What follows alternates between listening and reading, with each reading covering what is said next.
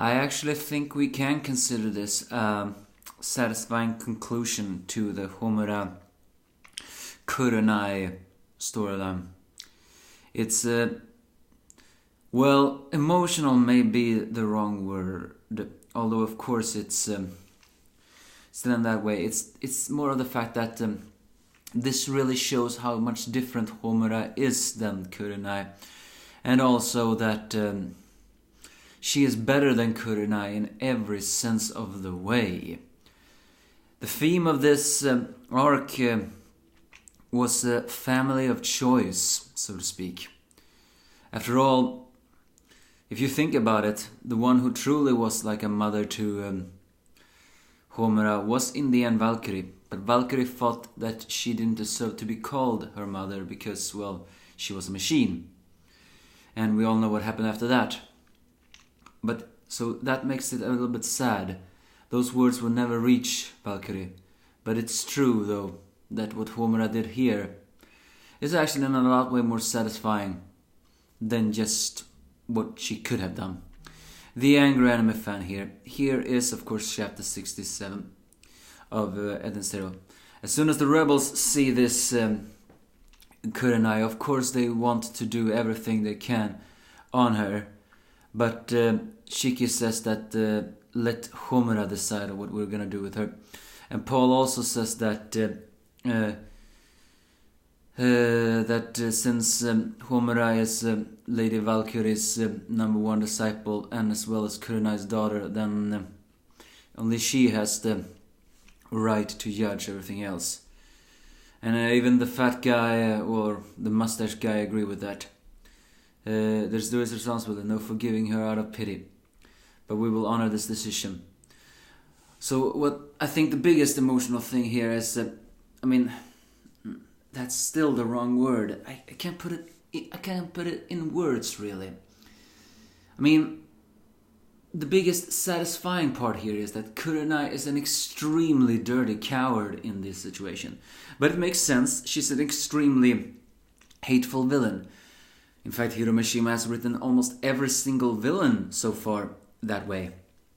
Which unfortunately is both good and bad. Good because we just cannot wait to see their empire fall. Bad if they at least are not a little bit liked, then just seeing them is annoying. And that can take away the story. I guess in the end it only works once the story is finished. But I digress. What I mean here is that Kurenai begins to plead with her life and pull. So all this stunt that you have grown very much, I missed you, I want to hold you in an arm. But Homura shuts her up with one single picture, or not picture, just one single thing. To just further say to, this is a rule of symbolism almost.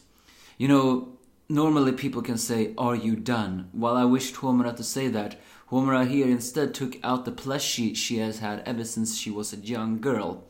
Remember, in that flashback she said that was given to her by her mother, as she would find her. And what is the first word Kurenai says when she sees that stuffed doll? What is that? To further shows that every single thing she said to Homura here was nothing more than bull. As so Homura herself said, this is the one thing that connects you. But even that connection seems to be severe. She draws her blade as Kurenai just keeps on begging for her life. But Homura instead cuts off the ropes. But Homura quickly says that she is not forgiving her. Nor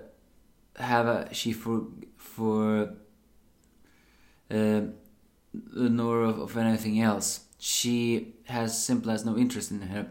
So Homura bows down to what used to be her mother and says that I am thankful that you brought me in this world, but other than that I feel nothing towards you, and proclaims that while her mentor thought that she needed a mother, but Homura herself realized what she needed was not a mother but someone to love. And she does not love Kurenai, because Kurenai does not love her. Kurenai is nothing more than a selfish, egotistical old hag. Actually, it's never been stated. I mean, granted she looks a little bit beautiful, but there's something about her that makes other people call her an old hag. I guess she has used surgery or whatever to hide her true age. So she says to Kurenai that I do not need you. She may not have been blood and she may have been a machine, but it was Valkyrie that I truly the one I needed and loved. And so she gives a tranquil fury to Kurenai saying, I request you stay out of my life forever. To just further shows that she is better than Kurenai in every sense of the way. Yes, it would have been satisfying if she had cut down Kurenai. But what awaits her after this is, if you think about it, almost much more cruel than just cutting her down. It just shows here that Homura was way better than Kurenai. Again, Kurenai was nothing more than a selfish, greedy woman. It's not even stated on why did she have Homura to begin with if someone was so selfish. But if you ask me, I think it's probably likely that Homura actually was an accidental pregnancy. Yes, I know that sounds very controversial saying, but given to the fact who Kurenai was, as well as what she did, it wouldn't surprise me if she was actually mistreated. We will probably never find out who her father is, and even if we did, it does not matter. Because Homura knows who truly loved her, and that one was Valkyrie. So spare Kurenai's life is arguably even worse than killing her, because it just shows you may have given birth to me, but I am not you. Therefore, humiliating her in a more different way.